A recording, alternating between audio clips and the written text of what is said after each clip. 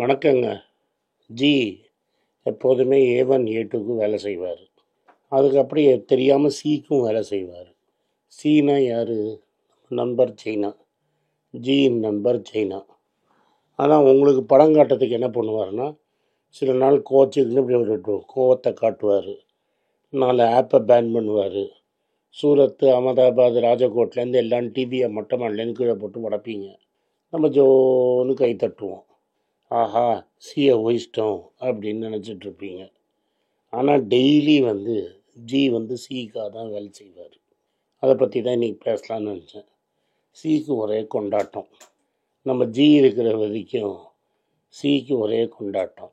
ஏன்னு பார்ப்போம். இந்த வருஷத்தில் நீங்கள் என்னோடய மணிப்பே சேனல் பார்த்துருந்தீங்கன்னா, ஜி என்ன பண்ணுறாருங்கிற தியரியை நான் எடுத்து வச்சேன். அதை அரவிந்த் சுப்பிரமணியனும் சொல்லியிருக்கிறார். அந்த ஆர்டிக்கலை சொல்கிறேன். அரவிந்த் சுப்பிரமணியனும் ஜார்ஜ் ஃபெல்மன்கிறவங்களும் பிஸ்னஸ் ஸ்டாண்டர்டில் இந்த ஆர்டிக்கலை எழுதியிருக்கிறாங்க. இந்தியாவோட ரூபாவை ஸ்ட்ராங்காக வைக்கிறதுக்கு ஜி நம்மகிட்ட இருக்கிற டாலரை வாங்கி டப்பு டப்பு டப்புன்னு விற்றுட்டே இருக்கிறார். ஜான்வரி மாதம் 15 வரைக்கும் இருக்கிற டேட்டா படி $100 பில்லியன் புஷ்ஷுன்னு போயிடுச்சான். இந்த பலூன் புஷ்ஷுன்னு வருமே, காற்று போயிட்டே இருந்தால் அது மாதிரி டாலர் குறையிற சவுண்டு வந்துக்கிட்டே இருக்குது. இன்னும் $750 பில்லியன் இருந்தது, இன்றைக்கி $635 பில்லியன் இருக்குது. அதாவது ஆயில் விலை ஏறிடுச்சுன்னா நம்ம ஊரில் இது மாதிரி ஸ்ட்ரெஸ் வரும். ஆயில் விலை இன்னும் $75 தான் இருக்குது. 100 ரூபா 102 ரூபாய்க்கு கார்மெண்ட் பங்கில் போடணும்.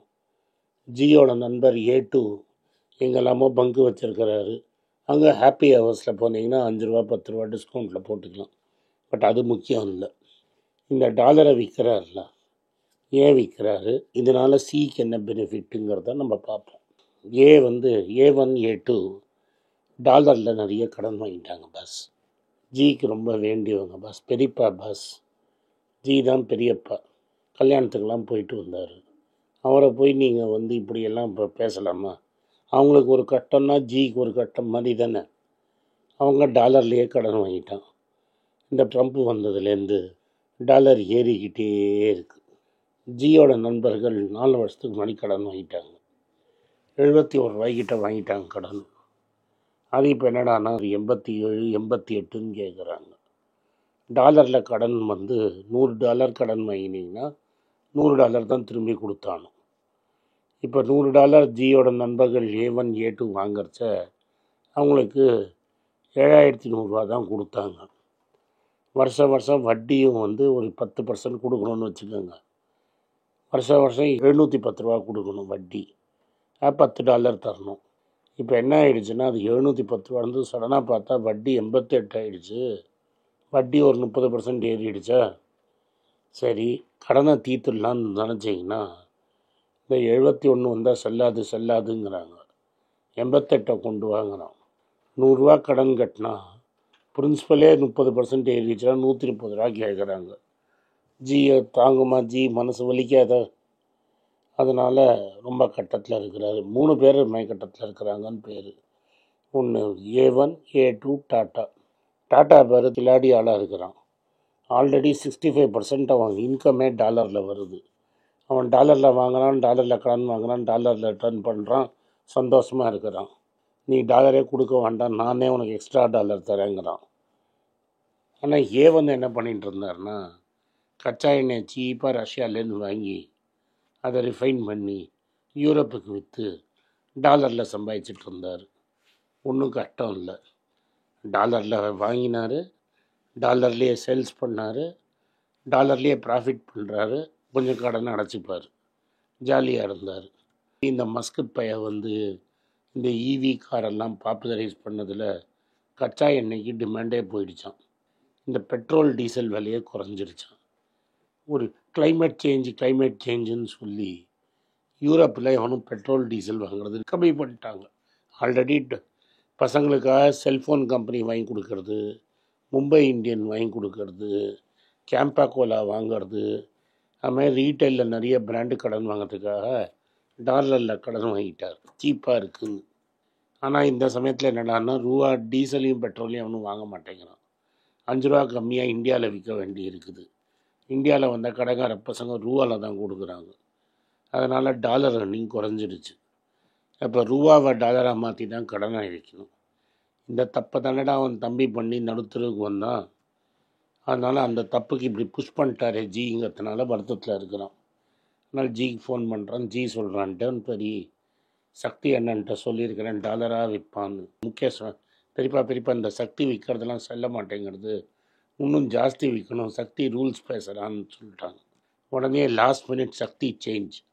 சக்தி come to prime minister office.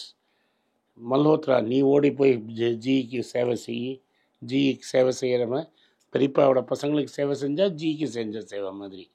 வந்த உடனே டாலராக விற்கிறாரு. ஒரு 2 நாள் டாலர் விற்கிறத நிறுத்தினார். அது என்னடா 88 போயிடுச்சு.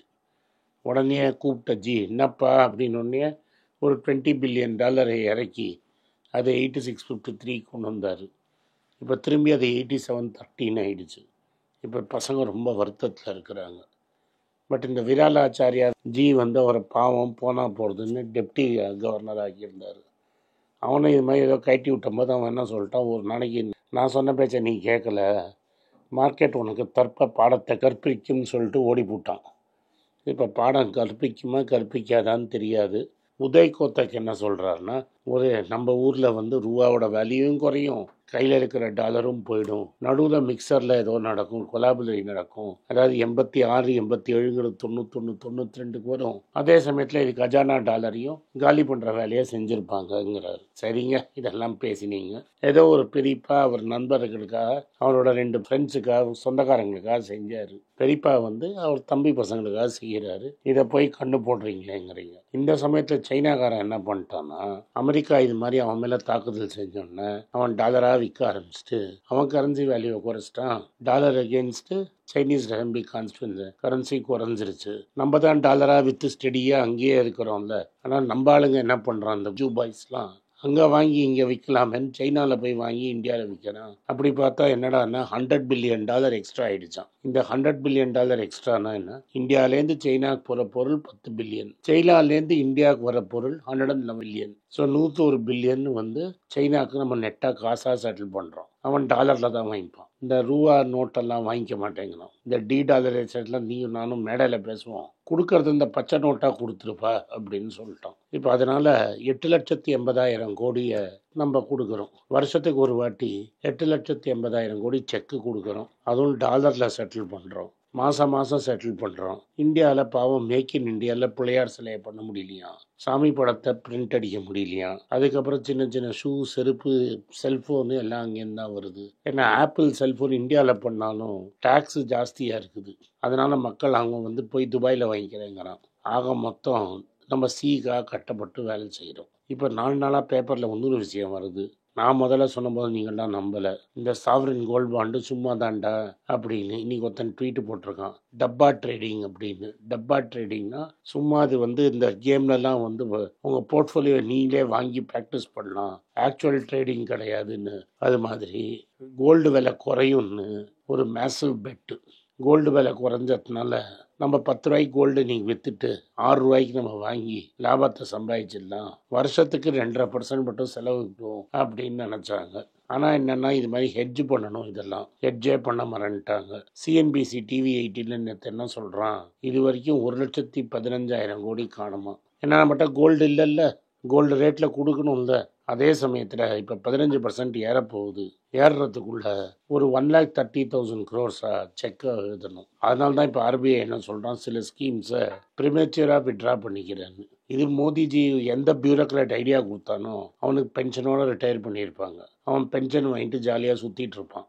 நீங்களும் நானும் விரல் சுற்றி எவன்லாம் சாவரின் கோல்டு பாண்டு வாங்கினானோ அவனுக்கு செக் கொடுத்துனே இருப்போம். அவன் சந்தோஷமாக பேங்க்குக்கு போயிருப்பான். இது என்னைக்கு ஜிக்கு புரியுதோ அன்றைக்கி ஸ்கீமை மாற்றத்துக்கும் வாய்ப்பு இருக்குது. இந்த டிமோவில் பண்ணோம்ல, அது மாதிரி இதெல்லாம் செல்லாது, தப்பு பண்ணிட்டோம். அந்த சோல்ஜர் என்னென்ன அப்படின்னு ஒரு சோல்ஜர் படத்தை வரைஞ்சி காமிச்சிருவாங்க. சோல்ஜர் சாப்பிட்டானா செத்தானா நம்மளுக்கு கவலை கிடையாது, உனக்கு காட்டுறதுக்கு சோல்ஜரை காமிச்சிருவாங்க. காமிச்சிட்டு இப்போ நீ கொடுத்ததுக்கு 7% வட்டி போட்டு தரேன்ப்பா, சும்மா தங்கம்லாம் கேட்காதுன்னு சொல்கிறதுக்கு வாய்ப்பு இருக்குது. சொல்லாமையும் இருக்கலாம். ஆனால் இப்போ ஆர்பிஐ டென்ஷனில் இருக்குது. 61 டிஃப்ரெண்ட்டு ட்ரான்சாஸில் இதை போட்டிருக்கிறோம். எந்த ஜீனியஸ் இந்த ஐடியாவை கொடுத்தான்னு அம்மையாரோ இல்லை சீஃப் எக்கனாமிக் அட்வைசரோ இல்லை நம்ம ஜியோ சொன்னால் நாங்கள் தெரிஞ்சுப்போம். அவனை நம்ம கஜாக்கா தோஸ்தா உங்கள்கிட்ட அனுப்பிச்சோன்னு வைங்க, இது மாதிரி நல்ல நல்ல ஐடியா கொடுத்து ரூபாவை எப்படி 150 ஆக்கிறது அப்படின்னு திட்டம் தீட்டி கொடுப்பார். நன்றி, வணக்கம்.